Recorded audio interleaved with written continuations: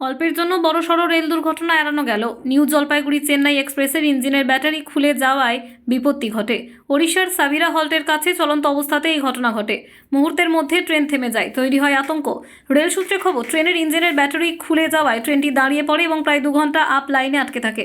ঘটনাস্থলে দ্রুত রেল আধিকারিক ও ইঞ্জিনিয়াররা পৌঁছান এবং নতুন ব্যাটারি প্রতিস্থাপনের কাজ শুরু করেন। দক্ষিণ পূর্ব রেল সূত্রে খবর, নিউ জলপাইগুড়ি থেকে চেন্নাই যাওয়ার পথে বালাসোরের সোরো ও মার্কোনা স্টেশনের মাঝে এই ঘটনাটি ঘটে। ট্রেনের লোকো পাইলট সমস্যা বুঝতে পেরে তৎক্ষণাৎ ট্রেন থামিয়ে দেন, যার ফলে বড়সড় দুর্ঘটনা এড়ানো সম্ভব হয়। রেল সূত্রের খবর, ট্রেনের গতি বেশি থাকলে এটি লাইনচ্যুত হয়ে ভয়াবহ দুর্ঘটনা ঘটতে পারত।